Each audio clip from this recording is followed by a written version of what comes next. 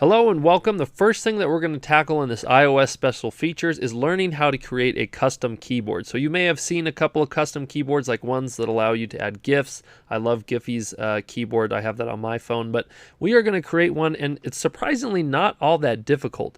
And the one that we're going to create is a Horridor keyboard. So if you don't know who this guy is, his name is Horridor. He's from the series Game of Thrones, and basically that's the only thing that he says is Hodor. It's kind of like in Guardians of the Galaxy when Groot always says I am Groot, or something like that, or all the Pokemon that say their own name. So anyways, we want to make a keyboard that essentially has one button that's a picture of this dude's face that when you click it, it just puts in the text of Hodor. So let's go ahead and show how to do this. Let's fire up Xcode. And we're going to start by creating just a regular old iOS project, and then we're going to add this special keyboard part to it. So let's do create a new Xcode project. And we want a single view application under iOS. And I'm just going to call this Horridor Keyboard, like that. And we don't need any of these checked. Make sure you've got Swift there. We'll go ahead and hit next. And I'm going to throw this on the desktop. So whenever you create a custom keyboard, if you want a user to have one, it has to be part of an iOS app. That's why we made this iOS app here. Now to add the keyboard functionality, we need to add a target to our project. So while we have Xcode selected, we're going to go up to File, New, Target, and this is where we can add some extra sort of bonus things to our app here. And look how many things are on iOS. iOS is getting more and more complex, and there's all these different things that you can add to your project here. So what we want to do is we want to add the keyboard. So let's go ahead and select Custom Keyboard Extension. We'll hit Next. It's going to ask you for the name of this. I'm going to call it the exact same thing. I'm just going to call it, well, actually the name of the keyboard, I'm probably just going to call it Hodor so that can be easily accessible from the list. You'll see we'll do that as we work on the simulator. Keep all these settings as is and just go ahead and hit Finish. Okay, so it's going to ask you if you want to activate this. Yes, go ahead and say activate. That means up here it's, the default thing rather than just your app. And you'll notice it's added this extra folder here called Hodor, where it's got its own little info.plist, and it's got this keyboard view controller.swift file. So this is its own sort of custom file here. You can see it's a subclass of UI input view controller. And Apple has really set up a lot of the basic information from us.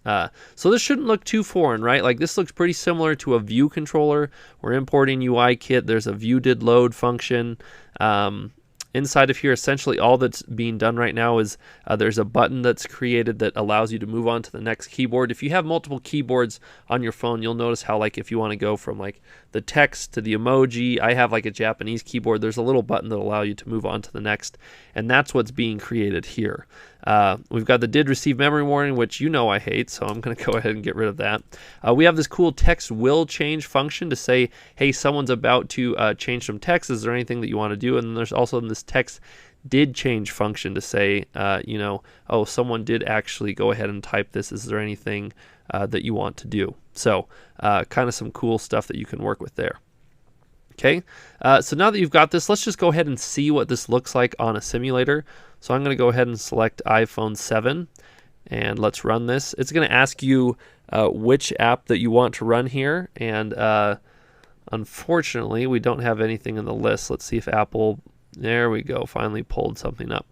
They'll go ahead and select today. That's just kind of a basic one. We just want to be able to open the phone, and that'll get this extension rolling. So let's go ahead and select that, and we'll wait a second here while our simulator comes up. There we go. That was rather speedy. Now to go ahead and test this, we're going to have to add it in our settings. So we're going to go to our settings page, and if we go to General, we can then access Keyboard, and if we go to Keyboards, there should be an option here to add a new keyboard. Right now we have the English keyboard and the emoji. Yours might be different if you're in a different area. But you can see here's this Horridor keyboard. So we can go ahead and select that. And now, if we go home, let's say I open an app where I can enter some text, like let's do Safari here. So for whatever reason, if your software keyboard here isn't showing up, that's because the simulator is probably just going to use the one on your computer. You can always go up here to Hardware, Keyboard, and say toggle the software keyboard, or you can just hit Command K, and that sort of brings that up or down. So let's go ahead and see if we can get to our keyboard. I'm going to go hit this world button. That takes us to the emojis. I hit the ABC, and look at that. There's our keyboard. And all of a sudden the keyboard crashed, which isn't what we're looking for.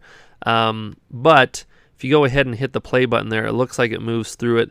I'm assuming that that's just an Xcode bug. I'm not sure what the issue is there. But you can see if I hit this next keyboard, it will, it works as expected, and it actually moves us forward to the next keyboard. Okay, so that's what this whole code here, this was to make that button so that we could move forward. So what we want to do is on our keyboard, we want to have a nice picture of Horridor here, so if someone taps on that, it'll enter the text Horridor up above.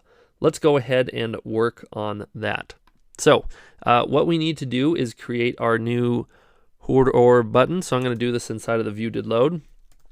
So first let's make this, let's give it a name. I'm just going to call it Horridor button. Okay, and this is going to be equal to a new UI button. All right, and let's do the initializer where we give it a type, and we're going to give it a type of system. Okay, so just put your dot system there. Next, we need to give it a frame about where it should show up on the screen, how big it should be. So first, let's go ahead and get our image of Horridor. If I open up Safari here, I'm going to use Command-Shift-4 to take a screenshot. And I'm just going to go get a nice screenshot of the face here. There we go. All right, with that screenshot now, let's go ahead and add it to our project. So I'm going to open up Finder where I can get to my desktop. Here's the screenshot. I'm going to rename it to just all lowercase Horridor. And I'm going to go ahead and add this to my project. Now, don't be tempted to put it in the assets here. You want to put it in the actual extension here. So make sure it's under this Horridor extension where you have your keyboard, view controller, all that good stuff, okay? So we're going to go ahead and say add this. And once we have that image there ready to rock and roll, we can come back to our keyboard and start working with it. So now that we have that image, let's set its background. So we're going to say Horridor button dot set image, background image that is. And we want to give it a UI image, the one where it's named something. So we'll just say named : and then the name for this one was Horridor. There we go. And then for control state, we're just going to do dot normal. Once we've set the background image, we want to set a nice frame for this. So we're going to say Horridor button dot frame is going to be equal to CG rect. And let's do the one where you can give it the old X, Y, and then width and height. So you kind of got to play around with this. Numbers that I've seen work is, if we do an X of about 150, a Y maybe 40, width of 100, height of like 120. Again, sort of play around with this, but find something that fits and go ahead and put that in. Next, we need to add a target, basically meaning a function that's going to be called whenever this button is tapped. So I'm going to make a new function, and I'm going to just call it Horridor tapped. All right. And so to add this target, we're going to take our Horridor button, and we're going to say add target. So for the actual target, that's self, meaning this class that we have right here. For the action, we want to do a selector here. And remember, when you're working with selectors, we have to put an @objc right in front of there. And then we can just do our hashtag selector. And then inside, we're going to give the name of this class, which is keyboard view controller. So I'm going to say keyboard view controller dot Horridor tapped. Okay. Then for the control event, we want to do whenever someone does a touch up inside. So I'm going to say dot touch up inside. Okay. And we've now added that target. So let's go ahead and add this to our view. So I'm going to say view dot add subview. I'm going to add the nice old Horridor button. And that should be it for getting the button to appear. So the button should appear then, but then how do we actually get some text to appear? Well, inside of this function, that's where we're going to handle that. So first thing that we need is a text document proxy. This is basically the way for your little extension to add text that should be added somewhere in a text field that the keyboard's currently working with. So to get reference to that, we're going to say let proxy be equal to text document proxy, and we have to say that this should be coming through as a UI text document proxy. And then once you've done that, you can take this proxy and say dot insert text, And then we are going to insert all caps Horridor with an exclamation point. Okay. So now that we've got this, let's go ahead and test it. So we'll hit run one more time, and I'm going to use this today extension again. Go ahead and run this. All right, so build succeeded. Here we are in Safari. I'm going to switch my keyboard to emoji. Then I switch to, so for whatever reason it didn't show that. Let's bring up the keyboard one more time. I'm going to hit my Command K there. And we're having all sorts of problems now. How come I can't? I'm doing the hotkey to toggle the keyboard, but it's not showing up right. I'm going to hit the home button, open it up one more time. Command K. Wow, it is just not budging for us. So let's stop this and run it one more time. Again, I'm going to select today. See if I can't get this to work. Okay, so I put that in there. Here's the keyboard. I hit the world button. And there it is. There's our keyboard finally. And if I hit Horridor, look at that. Horridor. Horridor. Horridor. Horridor. Adds it a bunch of times. So a very simplistic and kind of almost dumb keyboard, but you know, pretty neat to see how easy it is to create a keyboard here.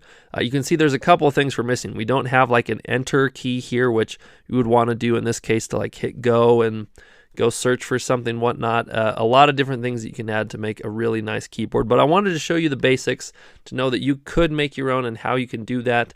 And that's it. So we got a lot more to cover here in this cool little section where we dive into a bunch of different things. But hopefully you enjoyed making a keyboard.